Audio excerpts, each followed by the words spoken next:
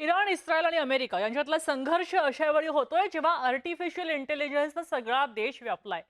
हे सगळे आयाम बदलतायत. म्हणजे एआय या दशकामधला सगळ्यात मोठा ऊर्जेचा युजर आहे.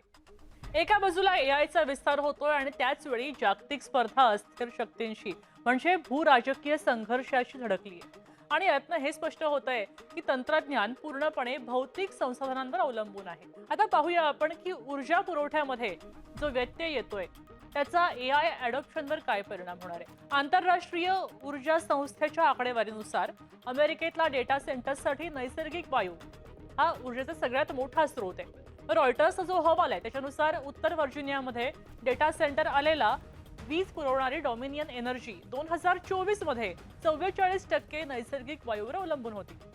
ती पुढे जेव्हा ऊर्जेची बाजारपेठ आक्रसते तेव्हा श्रीमंत राष्ट्र जी असतात आणि बड्या टेक कंपन्या असतात त्या अक्षय्य ऊर्जेचा आणि दीर्घकालीन करारांद्वारे ऊर्जेवर ताबा मिळवतात.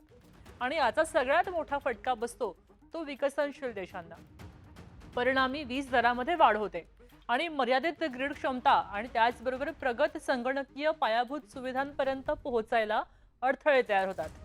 आणि आता मग युद्धामुळे एआय विकासातली विषमता कशी काय वाढते, तर ही परिस्थिती ऊर्जा आधारित डिवाइड करते. बुद्धिमत्ता म्हणजे इंटेलिजन्स तयार करायची आणि त्यानंतर ती वाढवायची क्षमता थेट स्वस्त आणि विश्वसनीय वीज पुरवठ्यावर अवलंबून असते. तेव्हा इंटरनेटच्या युगामध्ये जी डिजिटल दरी होती ती आता संरचनात्मक विषमतेमध्ये बदलू शकते. बघा हा, गरीब देशांकडे पायाभूत सुविधा आणि गुंतवणुकीचा अभाव असतो आणि त्यामुळे ते एआय शर्यतीमध्ये मागे पडायचा धोका असतो. एआय जरी डिजिटल वाटत असलं तरी सुद्धा ते चालताना वीज लागते, पायाभूत सुविधा लागतात, दुर्मिळ खनिजं लागतात आणि भांडवल याच्यावर चालतं. तेव्हा ऊर्जा महाग होते आणि मग त्याचे परिणाम जगभरात असमानतेनं जाणवतात. तिसरा मुद्दा येतो तो एआय कंपन्यांच्या निधीवर. फंडिंग कुठून होतं आणि त्याच्यावर युद्धाचा काय परिणाम होतो.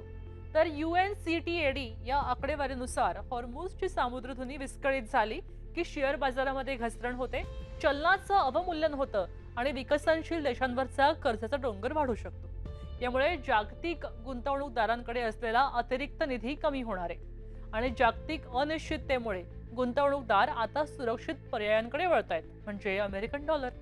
तेव्हा मध्य पूर्वेत गल्फमध्ये बाजारपेठा ज्या एकेकाळी स्टार्टअपसाठी वाढीचं केंद्र होत्या त्या आता भूराजकीय अस्थिरतेमुळे आव्हानांचा सामना करतायत.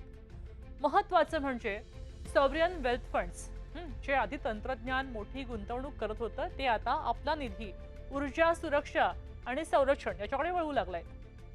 त्यामुळे एआय स्टार्टअपसाठी आवश्यक असलेली लिक्विडिटी कमी होऊ शकते. एआय हे प्रचंड ऊर्जा खाणारं तंत्रज्ञान आहे आणि सध्याच्या संकटामुळे अनेक महत्वाचे दुवे आता कमकुवत होत आहेत. कोणते, तर सेमीकंडक्टर आणि हेलियम. कतारमध्ये वायू पुरवठ्यामध्ये व्यत्यय आला तर हेलियमचा पुरवठा धोक्यात येऊ शकतो, जो सेमीकंडक्टर उत्पादन आणि कूलिंग तंत्रज्ञानासाठी अत्यंत आवश्यक आहे. दुसरं म्हणजे पर्यावरण आणि उत्सर्जन. एआय मॉडेल्सना प्रशिक्षित करण्यासाठी आणि थंड ठेवण्यासाठी 24 तास आपल्याला वीज आणि पाण्याची गरज असते. तेव्हा लंडन स्कूल ऑफ इकॉनॉमिक्सच्या 2025च्या अहवालानुसार डेटा सेंटर्स जागतिक हरितवायू उत्सर्जनामध्ये 1% वाटा उचलतात.